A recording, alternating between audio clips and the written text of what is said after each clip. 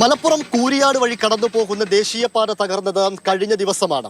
പക്ഷേ ഈ ദേശീയപാത നിർമ്മാണവുമായി ബന്ധപ്പെട്ട് ഇവിടുത്തെ ജനങ്ങൾ വളരെ നേരത്തെ തന്നെ ആശങ്കകൾ ഉന്നയിച്ചിരുന്നു.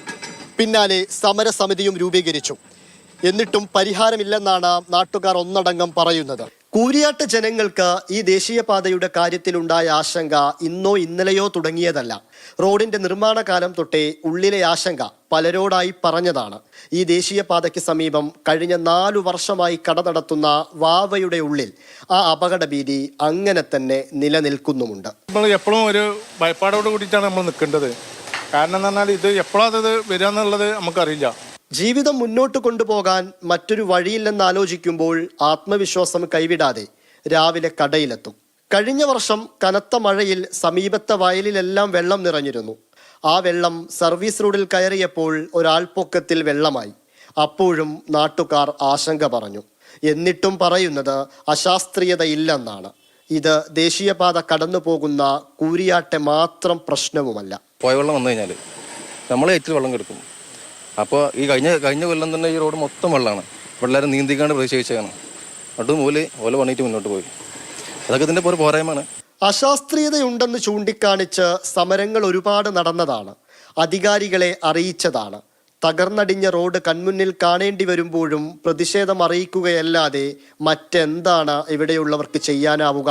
വലിയ എഞ്ചിനീയർ വിഭാഗമുള്ള ഒരു കോൺട്രാക്ടർ ആളുകൾ അല്ലെങ്കിൽ സർക്കാർ വിഭാഗങ്ങൾ ഇത്തരത്തിലുള്ള ഒരു പാടത്തിലൂടെ കൊണ്ടുപോകുമ്പോൾ ഒരിക്കലും കൊണ്ടുപോകാൻ കഴിയാത്ത രീതിയിൽ അശാസ്ത്രീയമായി കൊണ്ടുപോകുന്ന നേരത്തെ സാധാരണക്കാർ വരെ ആശങ്കപ്പെട്ടൊരു സംഗതിയാണിത്. ഏതാനും മാസങ്ങൾക്ക് മുൻപ് ഈ അടുക്കി വെച്ച കട്ടകളിൽ കാര്യമായ ചെറിയ രീതിക്കുള്ള വിള്ളൽ വന്ന സമയത്തും നാട്ടുകാരും മാധ്യമപ്രവർത്തകരും ഈ വിഷയം ഇവരെ ശ്രദ്ധയിൽ കൊണ്ടുവന്നിരുന്നു.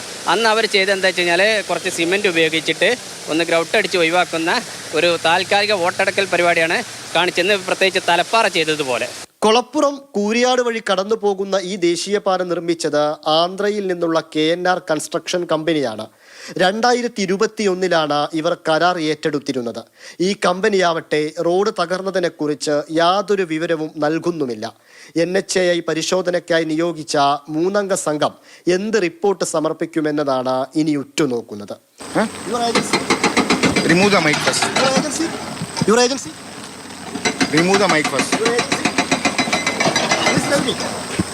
Yes. Tell me. What I should tell?